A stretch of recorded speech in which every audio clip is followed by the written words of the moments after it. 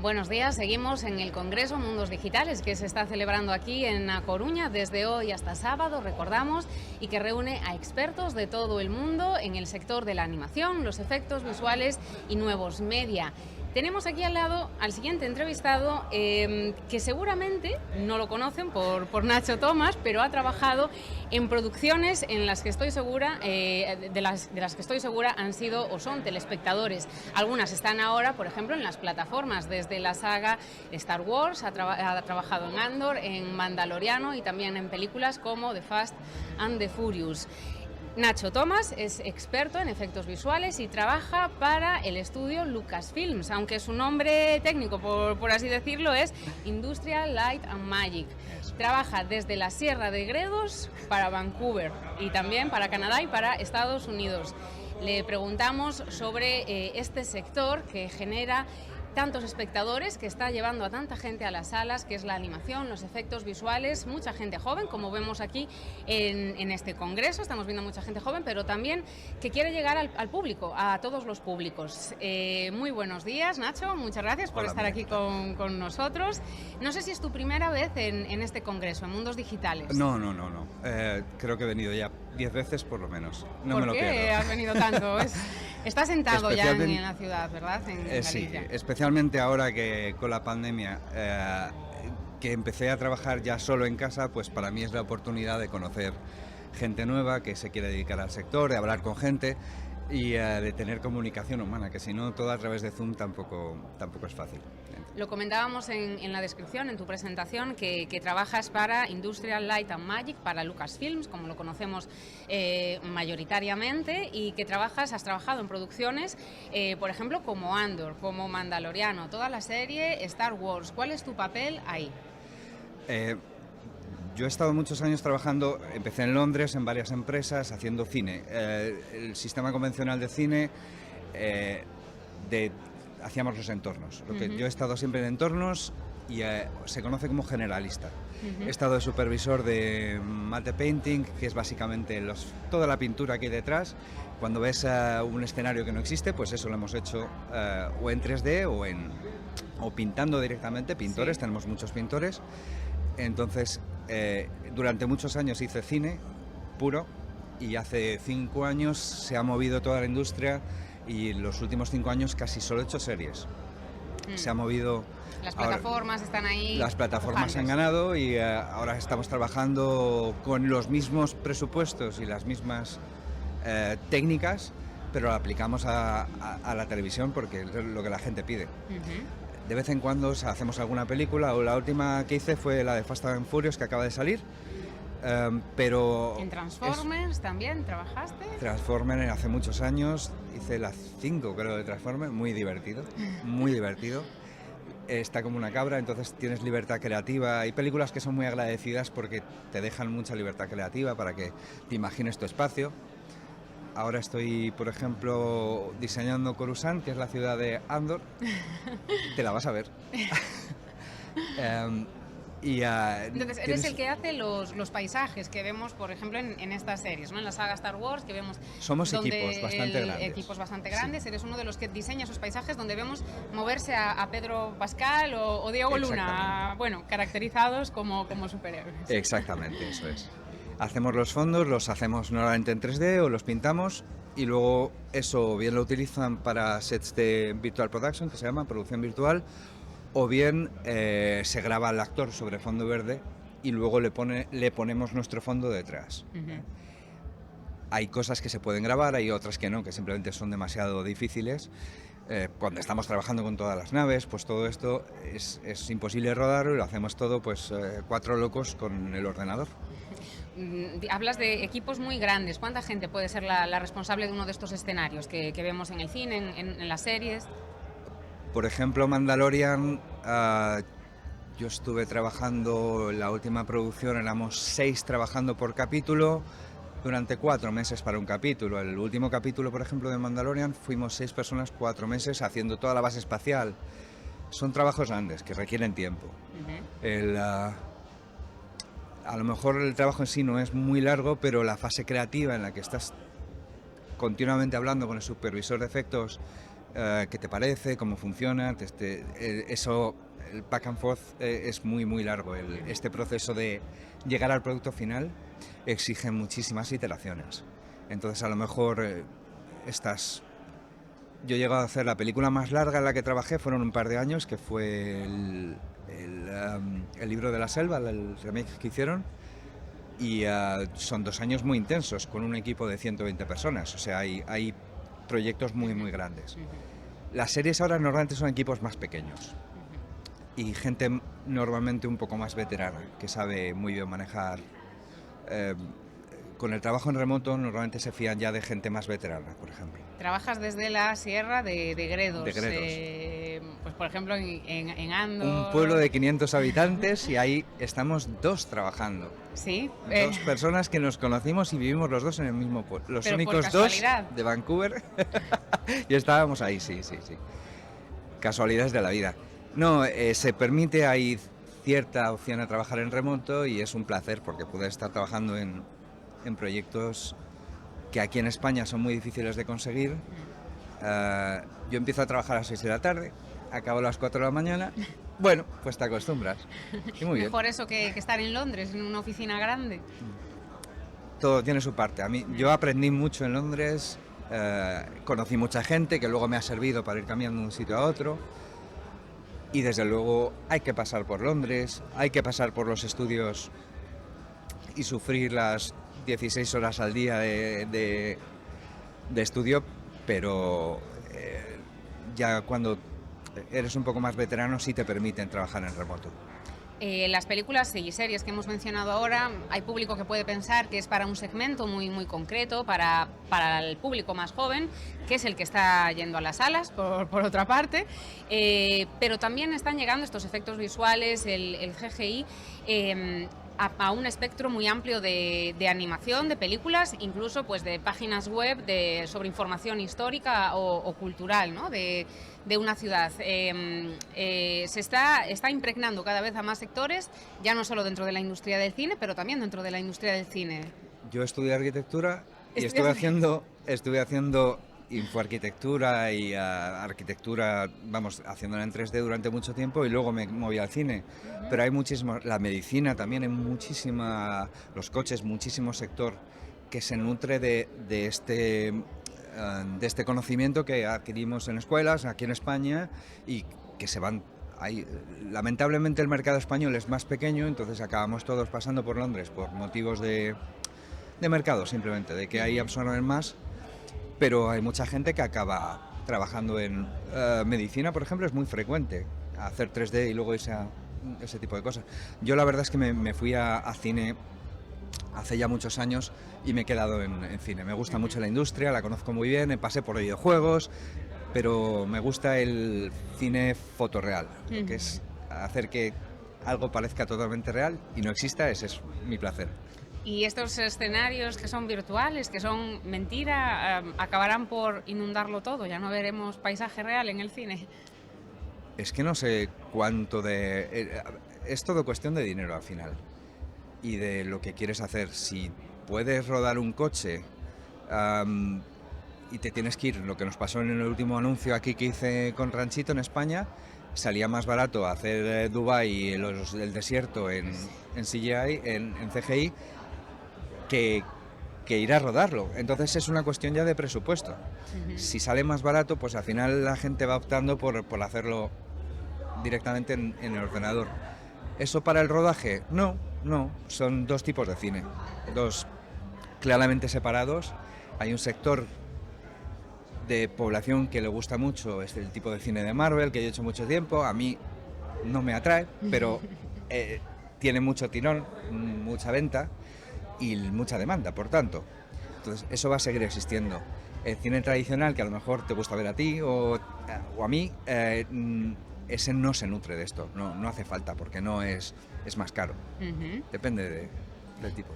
Parece todo muy moderno, muy actual, pero así, informándome un poco, por ejemplo, en 1963 Hitchcock fue uno de los pioneros, no era CGI, era croma, entonces cuando aparecen cuando aparecen los pájaros en los pájaros. Entonces el cine tradicional realmente también bebe de estos efectos, ¿no? no puede escapar a ellos. A mí me hace mucha gracia que cuando empecé a trabajar ahora en Mandalorian, me presentaron al compositor con el que iba a trabajar. Me dice, mira, este hombre ha trabajado pintando sobre vinilos las primeras películas de Star Wars, y era una persona bastante mayor, he estado trabajando con él y es una leyenda. Gente que ha pintado los cuadros, lo que nosotros hacemos ahora con Photoshop en casa, en una pantalla, pues lo pintaban sobre vinilos directamente, utilizando... Y es alucinante estar, sobre todo, nutriéndote de la antigua forma de hacer las cosas. A mí me encanta, me parece...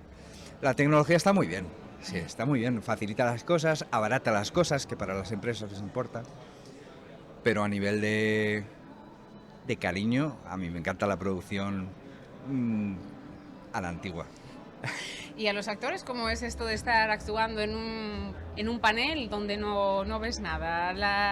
¿Les sale igual? Tienen que aprender.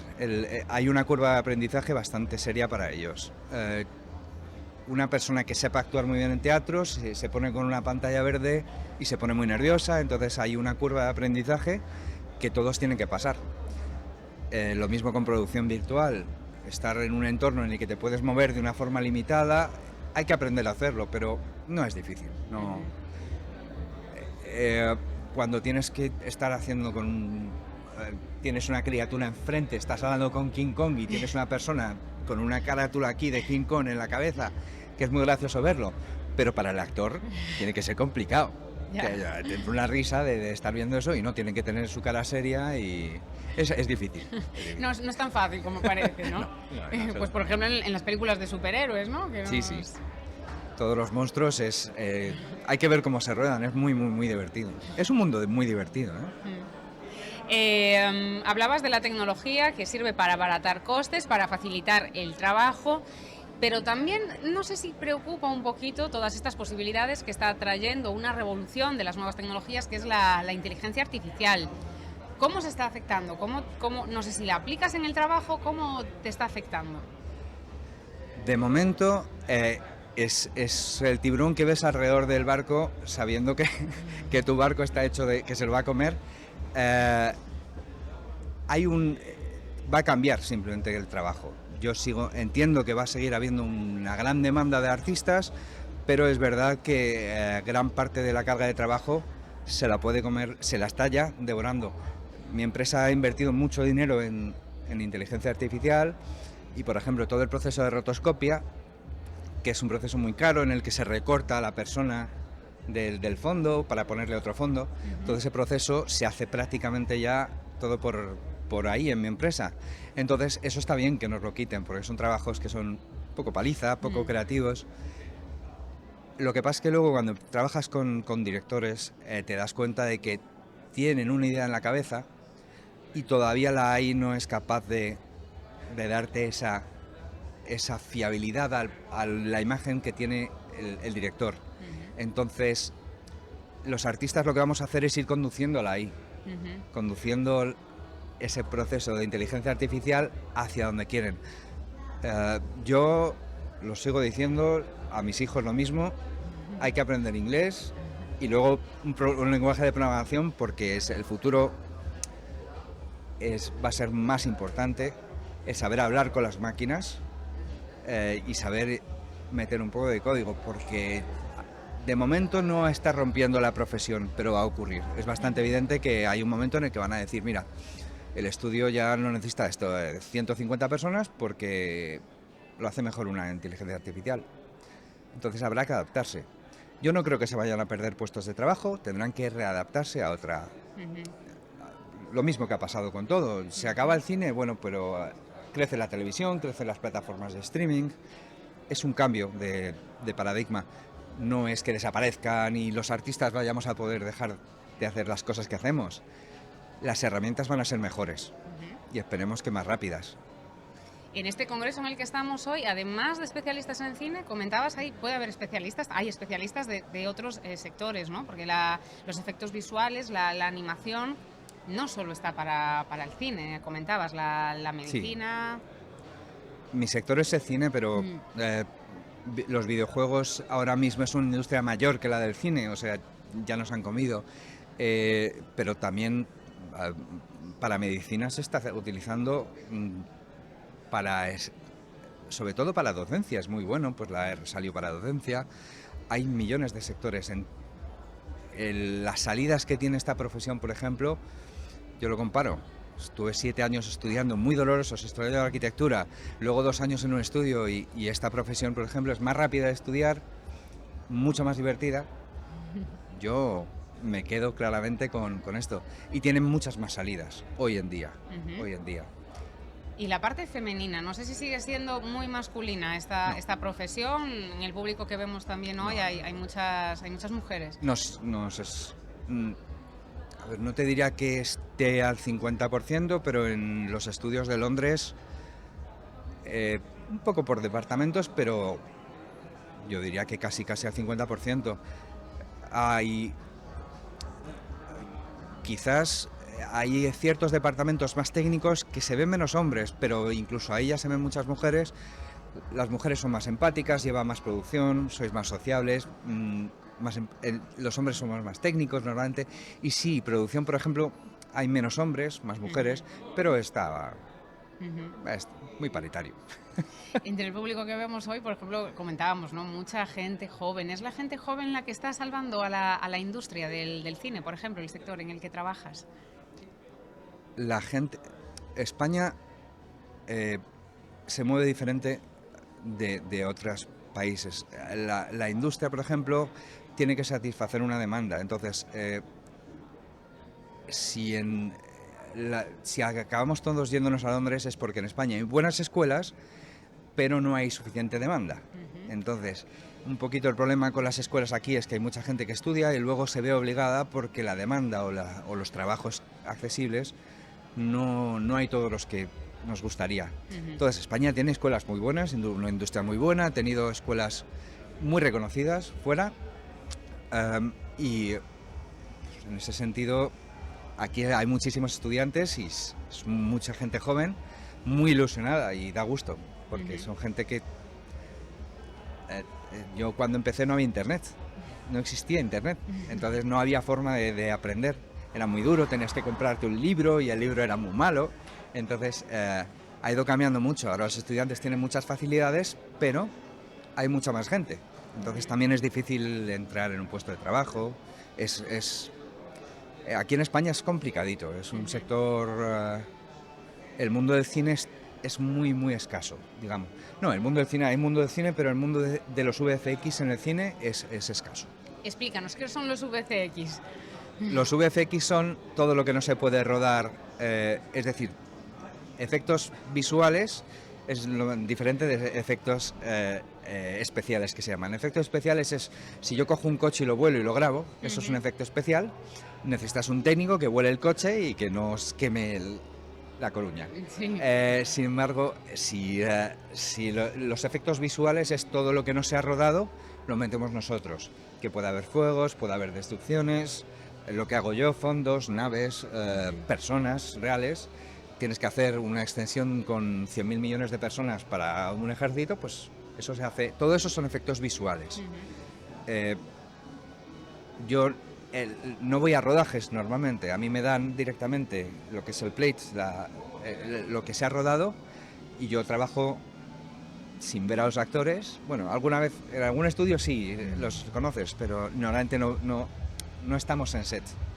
Hay gente que sí trabaja más en set.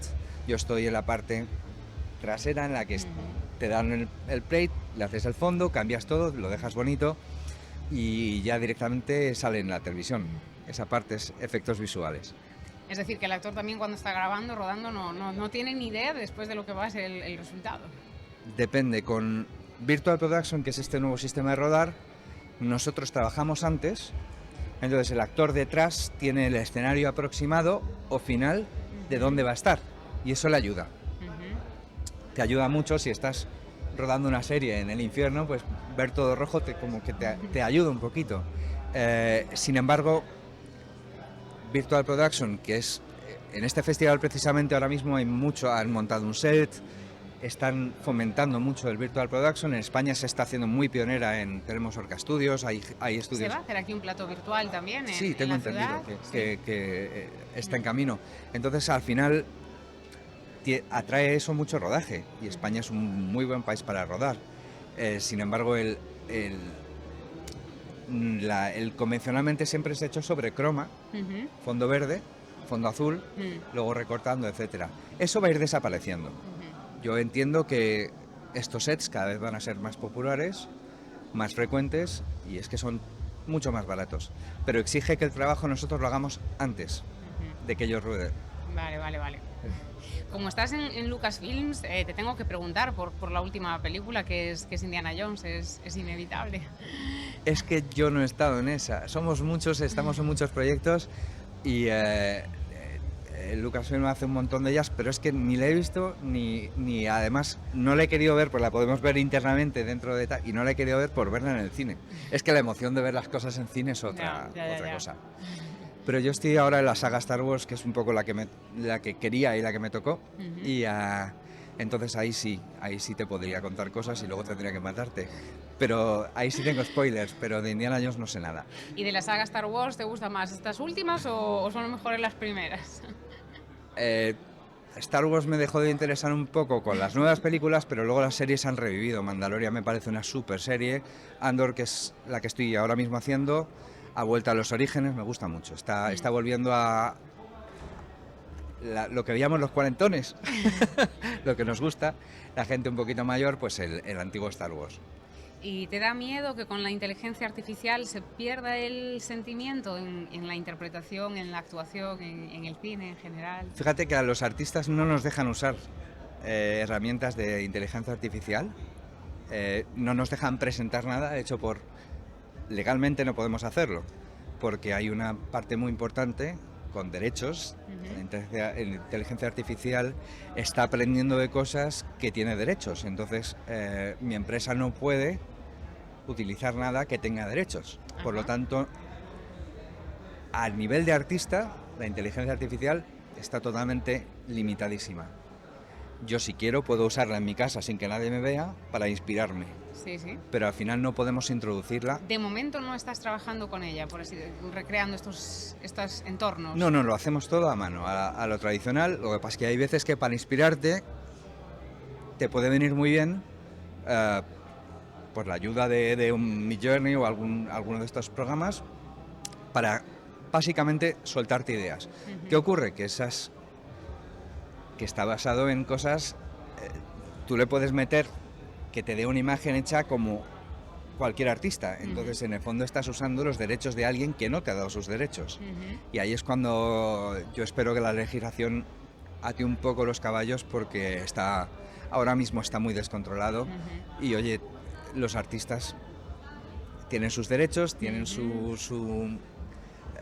Este es un campo, el de la regulación, que aún claro, está comenzando ahora. De hecho, aquí está pendiente a Coruña o la ciudad de España que tenga la primera agencia de regulación, ¿no? Precisamente, de Europa.